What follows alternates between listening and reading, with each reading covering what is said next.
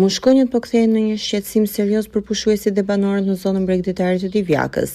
Edhe pse jemi në mes të sezonit turistik, prania e tyre është e lartë dhe po ndikon negativisht në përvojën e vizitorëve. Instituti i Shëndetit Publik, institucioni përgjegjës për procesin e dezinsektimit, bashkë me Bashkinë e Divjakës, akuzohen për mungesë të ndërhyrjes në kohë. Pavarësisht ankesave të shumta të qytetarëve dhe bizneseve, dezinsektimi ose ka munguar ose është kryer në mënyrë jo efektive. Ky është një proces që sipas ekspertëve duhet të nisë në fazat e para të pranverës, konkretisht në muajin prill dhe të zgjasë deri në javët e para të tetorit. Por në realitet, në territorin e Divjakës, kjo praktik shpesh neglizhohet, duke lënë pasoja të ndjeshme mbi jetën e përditshme në zonat bregdetare. Pushuesit dhe subjektet turistike shprehen të zhgënjur nga situata, duke e konsideruar dezinsektimin si një farsë dhe propagandë nga institucionet lokale. Sipas tyre, mushkonjat janë kudo, veçanërisht në mbrëmje, duke krijuar vështirësi për të qëndruar në natyrë ose për të shijuar pushimet. Banorët dhe turistët i bëjnë thirrje institucioneve që të marrin masa konkrete dhe të rrisin ndjeshëm cilësinë dhe frekuencën e procesit të dezinsektimit, përndryshe rrezikohet që numri i pushuesve të ulet ndjeshëm në të ardhmen. Shqetësuese janë, ka të bezdisë. Ja, sidomos ka në darkës në fara të. Se në ditën dalim andej nuk e ndi, për në darket, ja shumë shqetësuese.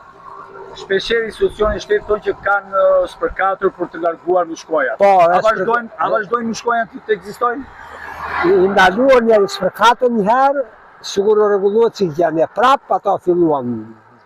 Duhet një përsëritje. Muaj maj si vjet ka qenë me shumë lagështie dhe ka pasur shumë mushkonja fakt. Po patjetër që është shqetësuese se sado që ka filluar vapa ta mbledhë mushkonja largohet aty sepse kur ka lagështirë, është pas lagështirës aty, tash i largon dhe lagështira në përpyllur në këto, ka larguar dhe mushkonje, po sidoqoftë prapë në darkë ka shumë dhe janë shqetësuese. Pavarësisht bukurive natyrore dhe klimës së favorshme, plazhi i Divjakës përballet prej vitesh me një sër problemesh që e bëjnë të vështirë për pushuesit të shijojnë plotësisht qëndrimin e tyre. Një ndër shqetësimet kryesore është largësia e madhe e vijës ujore nga ndërtimet akomoduese, një distancë që në disa zona shkon deri në 2 kilometra për shkak të tërheqjes së detit. Kjo distancë është veçanërisht problematike për të moshuarit dhe personat me probleme shëndetësore, të cilët e kanë të pamundur të ecin në rërën e nxehtë për të arritur deri te bregu i detit. Edhe pse Divjaka njihet për rërën e saj kurative, jodin dhe ajrin e pastër, këto vlera shpesh mbeten të paarritshme për një pjesë të pushuesve. Ndërkohë sfida për pastërtinë vazhdon të mbetet aktuale. Meturinat shpesh grumbullohen në skajet e zonës bregdetare, si në pjesën ujore, ashtu edhe në pjesën ranore, duke krijuar një panoramë të papërshtatshme dhe duke rrezikuar shëndetin publik. Banorët dhe vizitorët kërkojnë më shumë përkushtim nga institucionet përgjegjëse për të përmirësuar infrastrukturën, për të menaxhuar mbeturinat dhe për të garantuar kushte dinjitoze për ata që zgjedhin Divjakën si destinacion turistik.